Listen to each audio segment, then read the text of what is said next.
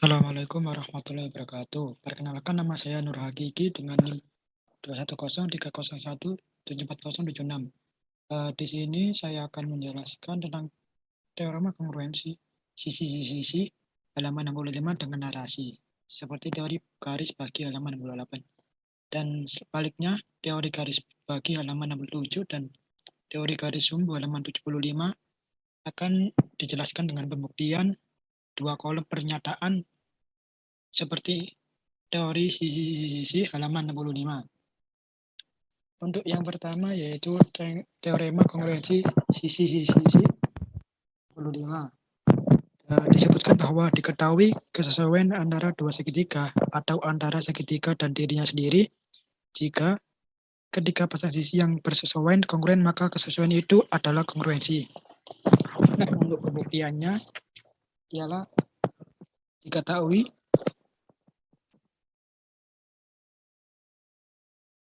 ruas garis AB kongruen dengan ruas garis DE, ruas garis BC kongruen dengan ruas garis EF, dan ruas garis AC kongruen dengan garis DF.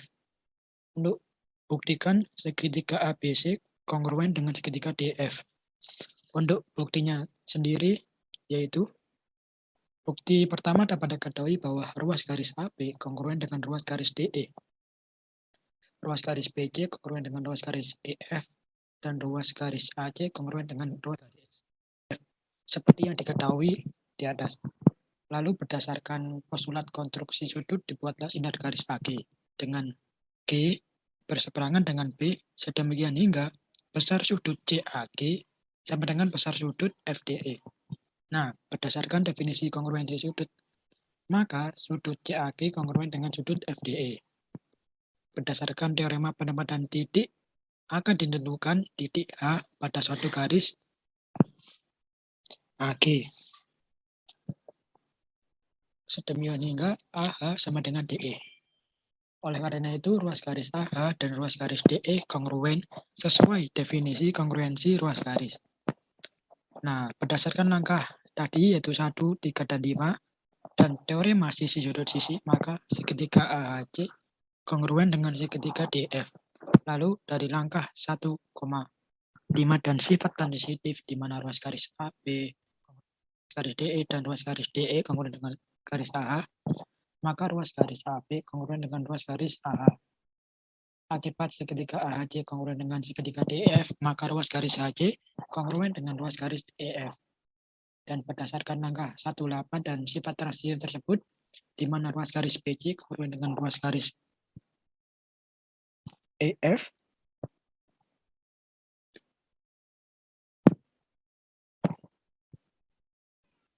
ruas garis EF kongruen dengan ruas garis HC, maka ruas garis BC kongruen dengan ruas garis HC. Lalu, buat titik di perpotongan antara garis BH dengan garis AC berdasarkan teorema segitiga sama kaki. Maka segitiga BAH dan BCH adalah segitiga sama kaki dan juga mengakibatkan sudut ABH kongruen dengan sudut AB dan sudut HBC sama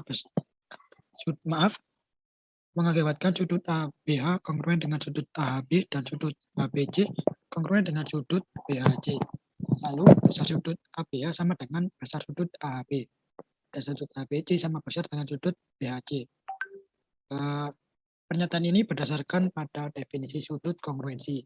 Sesuai dengan sifat penyembelahan sudut, maka besar sudut ABH plus besar sudut HBC sama dengan besar sudut AHB ditambah besar sudut BHC. Dan hal tersebut sesuai dengan postulat penyembelahan sudut, yaitu besar sudut AHBH plus besar sudut HBC sama dengan besar sudut HBC dan sudut HB ditambah besar sudut BHC sama dengan besar sudut HC.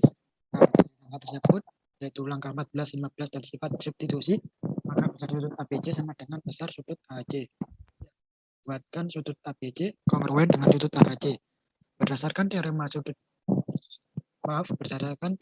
sisi sudut sisi, di mana ruas garis AB kongruen dengan ruas garis AH, ruas garis BC kongruen dengan garis AC, dan sudut ABC sama dengan sudut AHC.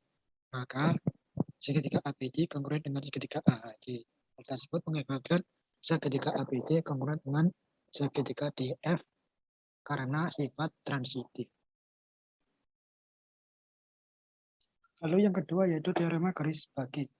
Untuk bunyi garis bagi, yaitu setiap sudut mempunyai tepat satu garis bagi. Nah, untuk pembuktiannya yaitu diketahui sudut ABC seperti pada gambar. Lalu untuk buktikan ada ada garis BD sebagai garis bagi sudut ABC dan BD tunggal. Bukti untuk yang pertama yaitu kan diketahui sudut ABC. Nah, itu dari di 1. Lalu titik A dan C pada sisi yang berbeda dari sudut ABC. Sebagaimana hingga ruas garis BA sama dengan ruas garis BC. Nah, ini ruas garis BA dan ruas garis BC. Itu alasannya karena langkah 1 dan teorema penempatan titik. Yang ketiga yaitu buat garis AC. Dibuat garis AC dengan alasan setiap 2 titik dapat dibuat satu garis. Kan dari titik A dan titik C. Yang keempat yaitu buat titik D di tengah AC hingga AD sama dengan DC. Alasannya setiap ruas garis mempunyai titik tengah. C.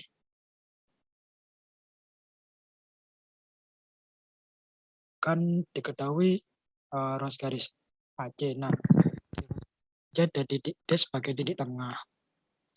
Yang kelima buat garis BD karena langkah 4 dan definisi ruas garis BD lurus. Lalu yang keenam yaitu ruas garis BD kongruen dengan ruas garis BD. Sifat efektif ruas garis karena P sama ya. Lalu yang ketujuh segitiga ABD kongruen dengan segitiga CBD. Karena langkah 2, 4, 6 dan teorema sisi. Yang ke-8 sudut ABD kongruen dengan sudut CBD. Akibat kongruensi segitiga.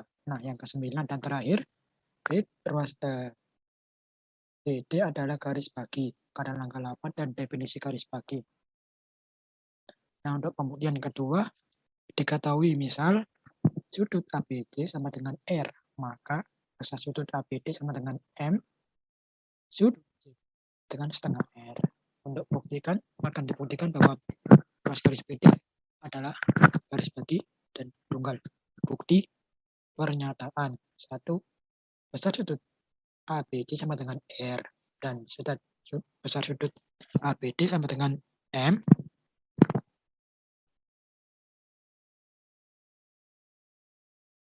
Besar sudut ABD sama dengan besar sudut CBD dan sama dengan setengah R.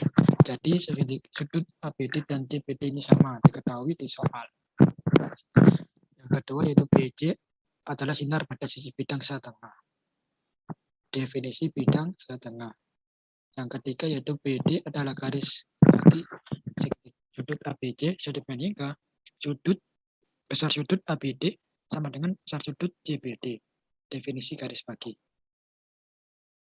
Lalu yang keempat yaitu besar sudut ABD ditambah besar sudut CBD besar sudut ABC. Karena apa ya? Postulat penyebelahan sudut kan sudut ABD dan CBD jika ditambah itu akan membentuk sudut ABC. Yang kelima yaitu besar sudut CBD ditambah besar sudut CBD sama dengan besar sudut ABC. Karena langkah 3 dan 4 postulat penyebelahan sudut. Yang keenam yaitu besar sudut ABC sama dengan 2 kali besar sudut CBD. Lalu yang ketujuh yaitu setengah M, setengah dikali besar sudut ABC sama dengan besar sudut CBD. Karena mengalami penyederhanaan akan diketahui sudut CBD. Nah, kan diketahui di atas bahwa besar sudut ABC sama dengan R. Jadi setengah R sama dengan besar sudut CBD. Yang terakhir, besar sudut CBD sama dengan setengah R. Dan BD adalah garis bagi dan tunggal. Karena postulat konstruksi sudut. Untuk yang ketiga yaitu soal tentang garis sumbu. 5. Nah, sendiri berbunyi garis sumbu sebuah ruas garis adalah garis yang tegak lurus.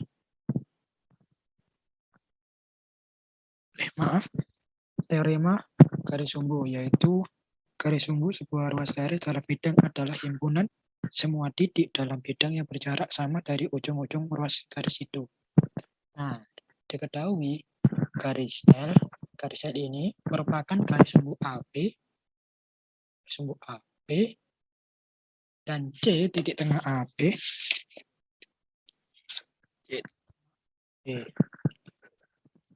Buktikannya, untuk yang pertama, jika P sebarang titik pada L, maka PA sama dengan PB. Dan yang kedua yaitu jika QA sama dengan QB, maka Q terletak pada titik L. Gambarnya dapat dilihat sebagai berikut. Nah, untuk pembuktian nomor 1, garis L sama dengan garis sumbu AB. Pernyataan ini diketahui dalam soal, dan C adalah titik tengah AB, diketahui juga. Yang ketiga yaitu P sebarang titik DL, yaitu maksudnya membuat titik P di sebarang titik DL. Alasannya teorema penempatan titik. Dan yang keempat yaitu kemungkinan pertama. Jadi di sini ada 2 kemungkinan. Yang pertama yaitu P sama dengan C dari angka 3. Kan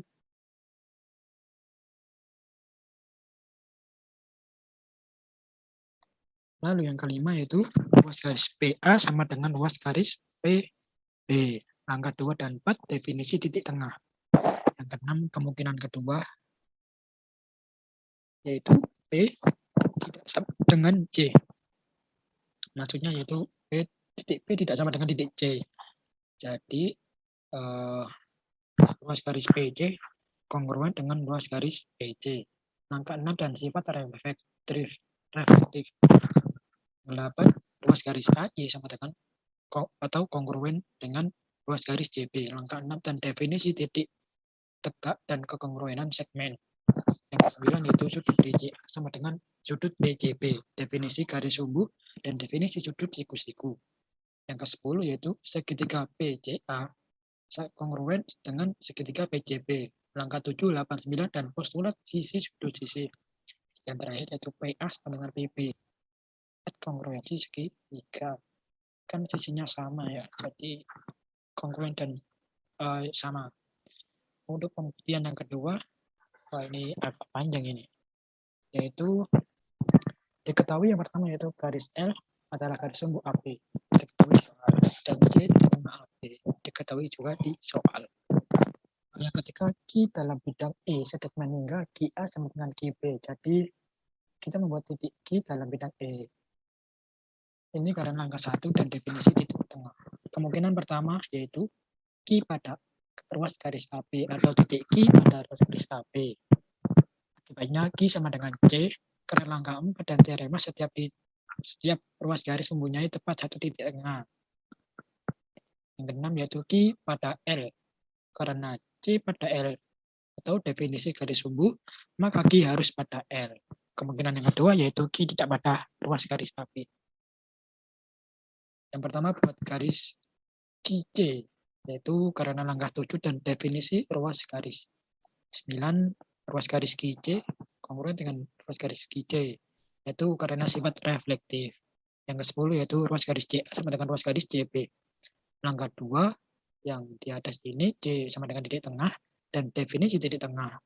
Yang ke-11 segitiga QCA sama dengan atau kongruen dengan segitiga QCB. Angka 3, 9, 10 dan teorema sisi seperti yang disebutkan di atas. Yang ke-12 yaitu sudut QCA dan sudut QCB membentuk pasangan linear sudut kongruen karena definisi sudut pasangan linear. Dan yang ke-13 sudut QCA kongruen dengan QCB akibat kongruensi segitiga. Lalu ke-14 yaitu ruas garis QC tegak lurus ruas garis AB. Angka 13 dan definisi tegak lurus. Kita lihat QC. Maaf. Ya Allah.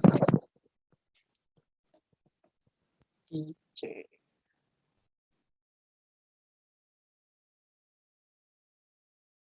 QC tegak lurus AB. Kan QC tegak lurus AB. Nah, ini QC tegak lurus AB.